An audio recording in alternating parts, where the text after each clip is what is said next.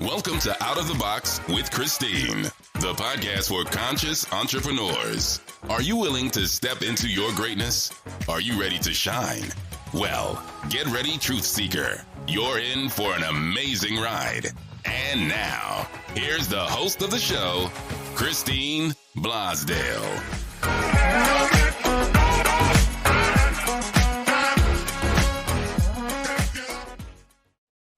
Welcome back Out of the Boxers to Out of the Box with Christine.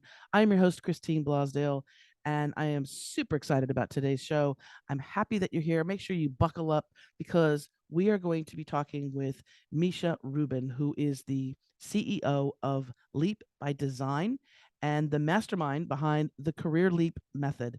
He works with mid-career professionals, executives, and leaders of all stripes who are interested in initiating and implementing meaningful and intentional career changes and or expanding their leadership impact. And I like this because this is about being scary and jumping off that perpetual cliff and maybe not knowing where you're going to land, but having the faith and also knowing that you have the skill set behind you. Not until very long ago, he was actually a partner at a Big Four management consulting and accounting firm, which is Ernst Young, which is one of the biggest companies. I am very familiar with them, where he spent 15 fruitful years of his career. And through his own corporate experience, personal quest for meaningful and work, and meeting hundreds of professionals, he has now created the Career Leap method, and he's my special guest today. Misha Rubin, thank you so much for joining me and being on Out of the Box with Christine. Christine, it's truly a pleasure to be with you. So let's talk about this because you had your own career leap, obviously, 15 years in a major company. Was it also, were you there in New York at Ernst Young for this time? Yeah. So you were there that whole time. So let's talk about your journey. First of all, how did you find yourself? I understand that you're from Ukraine, and how did you find yourself here in America? Well, about 29 years ago, my family immigrated. I was right in the midst of my studies, so I finished my education. I got my degree in computer science and math at NYU. And I remember it's a very interesting kind of time to go back to there because it's when you're so young, you kind of really think there's so many possibilities, and then you look at the conversations that happening in your community. It might not be necessarily even like a pressure that somebody's forcing you to do something, but the conversation around, there were Russian speaking immigrants from the former Soviet Union. The conversation was go get a degree in computer science, go graduate as soon as possible, and go get a job on Wall Street. That was the type of the conversation. And I wish somebody took my hand then and just had me pause and say, Misha, so much is possible. What do you really want to do? Just think about it. But nobody does that, right? Nobody Very does. rarely. No. No. So here we are. But isn't it interesting? Because when you were talking about that, I was just having a flashback myself, Hmm. sort of after high school and then going through college because there was no question. It was like, oh, you're going to college. You're going to university. That's not a question. And I'm glad I did because I didn't know what I wanted to do out of high school. Um, I think when I was really young, I wanted to be like a scientist or something, just because I had a microscope. But when you're going to college and you have to have a degree, so you kind of have to narrow down what it is that you somewhat want to do. You're still experiencing life. You're still figuring out what it is that you want to do out of life. So did you know that though? Did you feel like you were uh, kind of placed into an area where you could experience those different courses and learn a little bit more about what you do want, or did you just say, No, "This is what I got to do"? no, the immigrants, they're to survive and to make it. So no, there was no room and time to think about what it is really, and there was no also context for that, because I know it's not only for immigrants, that that type of a conversation, there is no good framework for it. That's basically was my realization and my personal inquiry. And I spent over 20 years on Wall Street, and I tried a lot of things, and in my personal quest of so what I should do next. So I kind of always had a feeling this is not it, this is not it.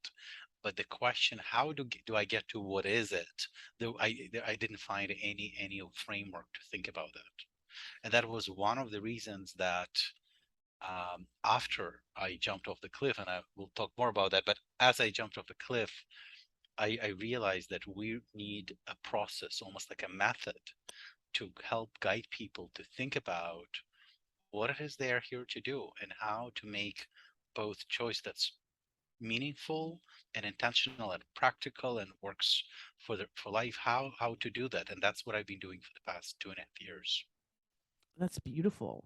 Oh, that makes me feel so soft and gooey inside when you say that. But you're right. The pressure of actually being, an immigrant's child, a son of an immigrant. You hear, and I know what my mom, and my dad was American, but my mom was from North Africa, and just her process of getting to the country and how she was treated.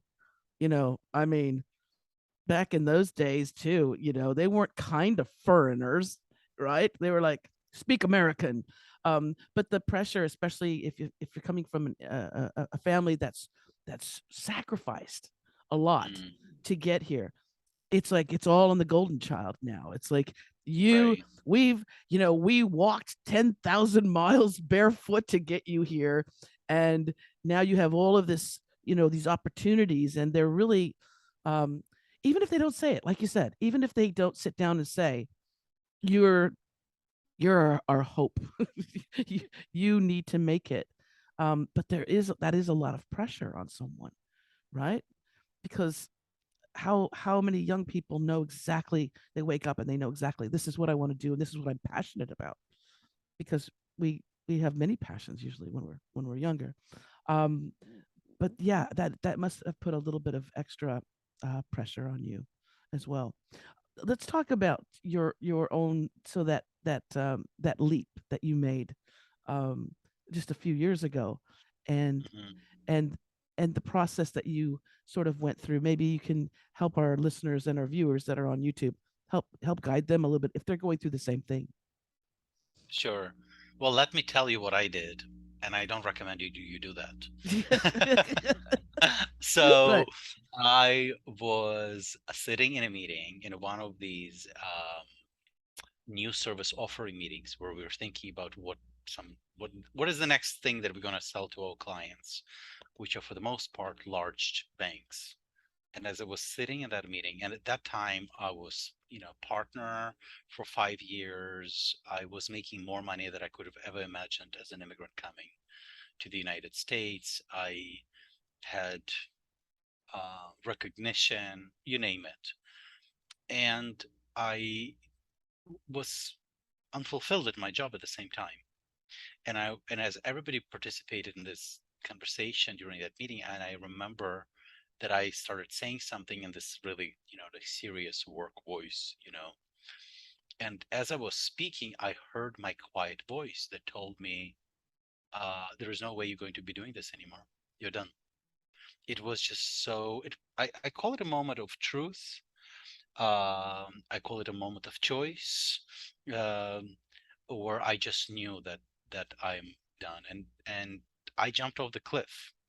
And one of the reasons that I developed the career leap method is so that people don't have to jump off the cliff. I don't think it's necessarily a good idea, not necessarily a good idea for most people to do that. Um, yeah, and I always knew that I wanted to do something in in personal development space. I was very interested about that.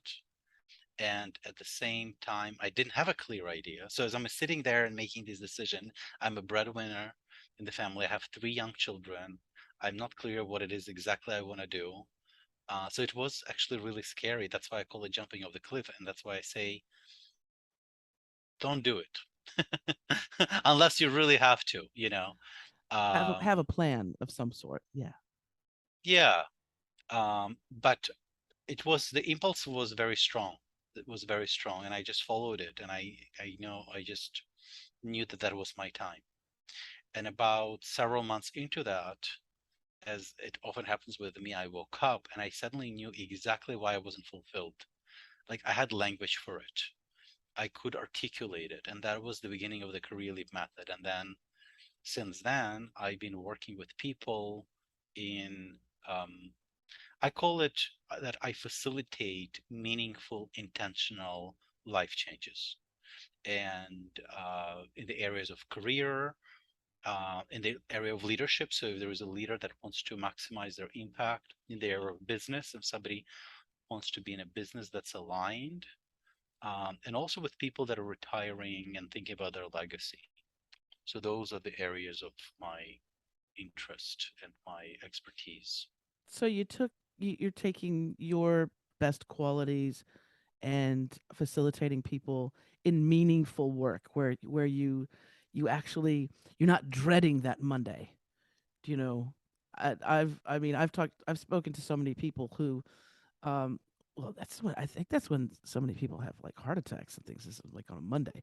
Um, that dread of, oh, I've got to do this again, and all of the stuff that comes with it, and still being tied, because it's very difficult for people to pull away from. It's easier to know, what is it, it's easier to know the devil that you know than than something that they don't know. So even though doing that same the job that, and it doesn't matter if they're in the corporate world or if they're going to a brick and mortar, working at a pizza shop, whatever it is that brings you that dread or that unfulfillment, then that's a really tough thing to do. Like, as you say, when you're the breadwinner, when you have kids, when you have a mortgage, to say, to listen to that voice and to quiet ourselves to the point to listen to that voice. That's really key, don't you think? To be able to I think quiet that yourself. Mhm. I think I spent a lot of time thinking about that and also talking to so many people now. I think part of it that people really don't know how to get out. There is a no, and I think and people also not clear what it is they want to do. So when you're not clear what it is you want to do and how to discover, then that fear is so huge because you can't really answer any of the questions and prepare yourself for any future. But I always say if you had a method of discovering what it is, and if you could evaluate whether it's the right choice, whether you're prepared, whether what else you need, whether maybe you do need to have some extra education, or maybe you do need to have some savings if you want to start a bit. Like if you could really go through this process of thinking this through, of looking at all your options, of evaluating them, of diving deep into several ones and see, then you still then it's not jumping off the cliff, then it's making a leap. And then I think there is fear and there is still a risk, but not as big as when you jump off the cliff, but you have no idea what it is. And I think where people get stuck is that, and I remember myself in that space, but you really just don't know what it is. And when you don't know what it is, it's kind of you kind of paralyzed. I can see that conversation coming home. Honey, guess what? I quit my job. I don't know what I want to do, but I know I want to do something else, and I don't know what it is. That would be a great conversation to listen into. Um, Well, that's why I say you want to prepare, your board of supporters, and a big yeah, part of board of supporters are the people that are called your life partners, which would be your spouses or people that you live with together, your significant others.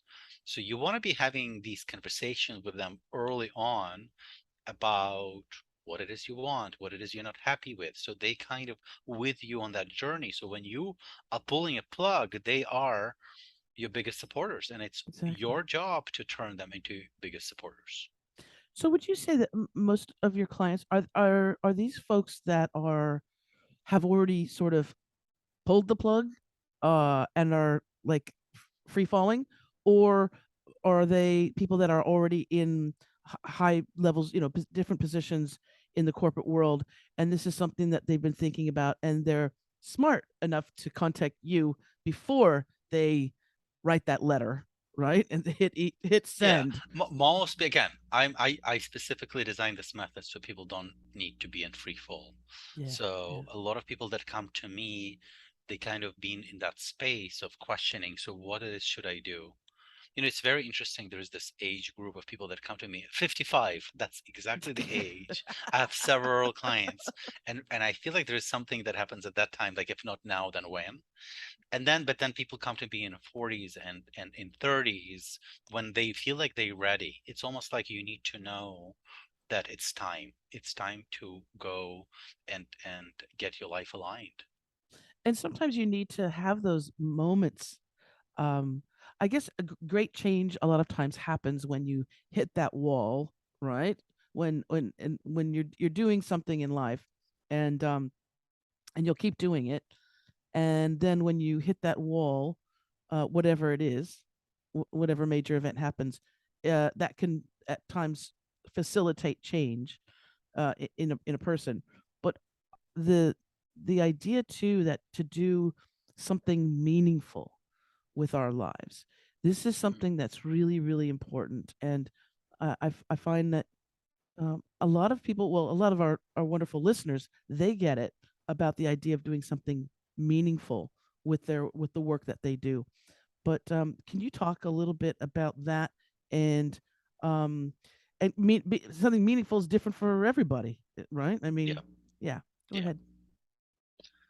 So one of my revelation was for myself and with others that in order to make choices about your future career steps, you need to have a criteria. How you're going to evaluate them. And that criteria, it consists of a few pieces, but one of them is actually something intrinsic to who you are.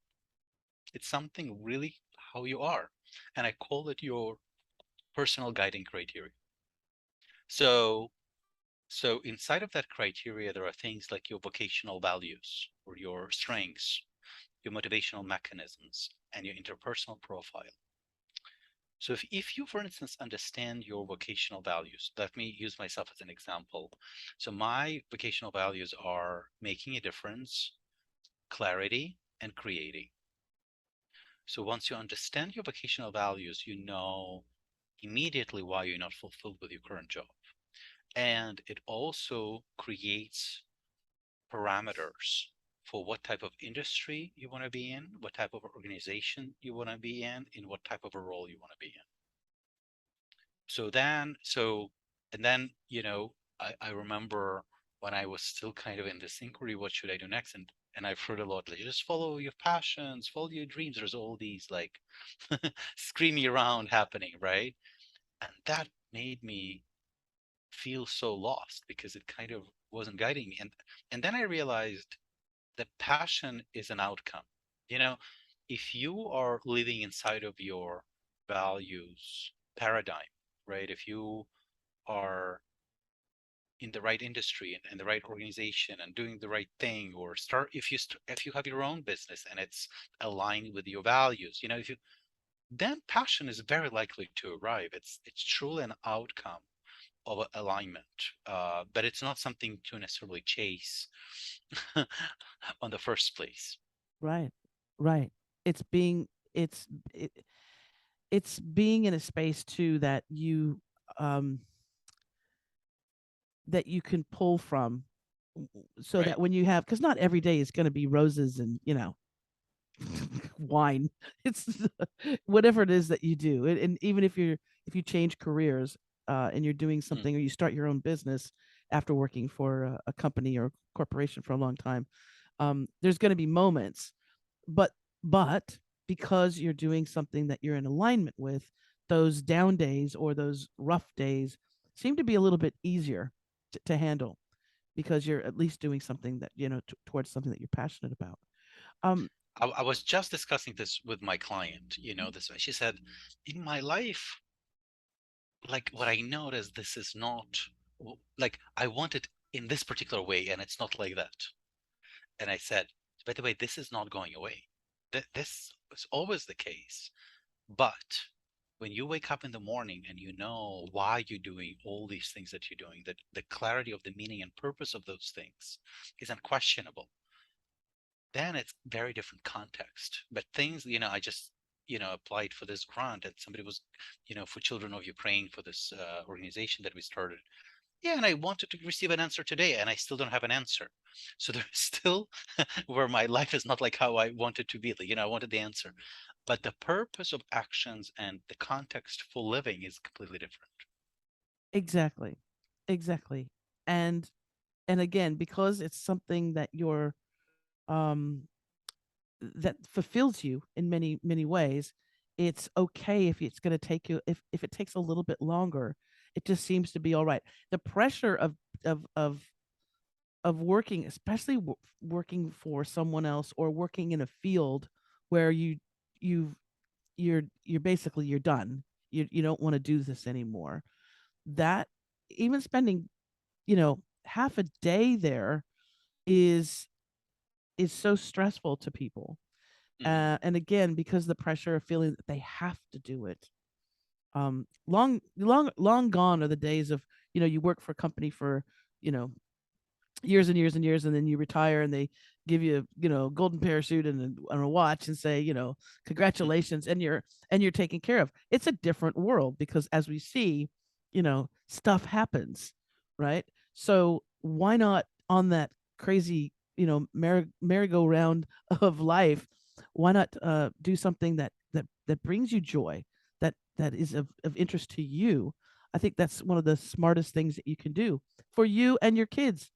You're setting an Yeah. example as well for your children, don't you think? Like, not just to do something because everybody's expecting you to, but to do something that is for your purpose, that brings you joy. That's a very Hmm. good example, I think, to set for kids. Absolutely. I think that kids don't listen to what we tell them, but they inherit our blueprint of life. So if you're coming home miserable, unfulfilled, even if you're hiding behind hugs and smiles, kids know. They feel it, they inherit it. And I think part of what it is and being an empowered, impactful human, which is one of the concepts that I bring in my programs, how to be that empowered and impactful, right? One of them is truly being a great example for kids and community where you are. And so your personal fulfillment has a bigger impact than just how you feel. Mm, that's a lot of power in that. And speaking of children, Misha, tell us a little bit about Worldwide Orphans and your involvement with this nonprofit organization. I know this is something that's near and dear to you. Yeah, so I've been on the board of this organization for um, 8 years, and I always had a passion for children. I have three adoptive children myself. Worldwide Orphans doesn't have to do anything with adoption, but we work with orphans, but also with other kids, with vulnerable children, with children at war, children with different types of diseases and things like that. So each of our countries has its own specifics. And I always had a dream to bring this organization to Ukraine, but that kind of there was no pathway to that. And when the war happened, it took me about 5 weeks to be like in this major shock. I couldn't even move. And when I was getting out of it, I was like, oh my God, it's time to bring our organization to Ukraine. So we call that organization in Ukraine Children of Ukraine. It's a part of Worldwide Orphans, and we work with children with trauma. So right now, we're doing work with children, refugees. So there was a lot of children that overnight had to escape places where they lived. They lost their social ties, academic ties, you name it, right? So we have a methodology, trauma informed, play based methodology for kids. So they started out programs with children in Ukraine, in Lviv. That's where I'm from. That happened in May. And then in June, I traveled there. So it was great to see my beautiful city, unfortunately, with air sirens and with some damage from bombing and a lot of sad stories. Um, But the great thing that came out of it, there's a lot of amazing people that kind of connected to their purpose and doing great things in a lot of different ways, including with kids. So right now, as we speak, we're conducting our second all Ukrainian training, meaning we have our team in Ukraine that is trained to train others in our methodology. And we currently serving about 250 kids, and I think we'll be doubling that in a matter of days as we opening up new centers after training. And then we are working with schools where we teach teachers, schools and kindergartens to give them the tools of how to be with kids with trauma. And we're about to start to work with the first orphanage in Lviv. So children always kind of that have the most impact by everything that's happening in the world, and they're the quietest victims usually. Yes. And it's also takes knowledge to serve them, because it's beyond just giving somebody food or toys or clothes. We do much more because we train people in community how to be with kids with trauma. And that's what they really need, to be with other kids, to be in that environment with adults that know how to be with them. Absolutely. So I'm very involved with that. Wow. Is there if people want to find out, how can people support that organization? Is there a website that they can go to? Yeah, you can go to wwo.org. wwo.org, and then the information about what's going on there in the Ukraine, they can find that there as well. Yeah, and you can make a donation if you want to, and we're about to have a gala on November 11th. You can join us. So there's many ways to participate. Oh, that's beautiful. That is absolutely beautiful. And you're right. Well, as the case that in the Middle East and Ukraine and wherever there is war and conflict and things like that, the ones that suffer the most, of course, are women and children. But the ones that we don't really hear about, what they're going through, are the children, and that anxiety and depression and trauma that they have to process and live through. And so I'm so very, very honored to have you on the show today, and the work that you're doing is meaningful. You did the right thing. You did the right thing, Misha. It took me a long time to get here, but I feel like all parts of my life are in alignment right now. Whether I spend time with my family and with my children, and I serve them, whether I serve my clients in their leaps, whether I serve children of Ukraine, I feel like my life is in alignment. And so there's no illusion. It's not an easy life. It's not always pleasant life, but it's in alignment. And that's very meaningful. It's fulfilling, and it feels right. And you sleep really well at night when you close your eyes and say, yes, that was a hard day, but that was a good day, right? Yeah. Thank you so very much. Misha Rubin has been my guest today. He is the mastermind behind the Career Leap Method. And if you would like to find out more information on Misha and his program that he offers, you can go to misharubin.com. I'll have links in the show notes. But if you want that to know, it's misharubin.com. You can go there and find out all about the great work that Misha Rubin is doing. And I want to thank you again, Misha, so much for being on the show today. And I want to thank you, wonderful listeners and viewers, for tuning in today as well. If you want more information about the show, you can go to outoftheboxwithchristine.com. And if you want more information about me, you can go to christineblosdale.com. As always, I want to remind you to think outside that damn box. Bye for now.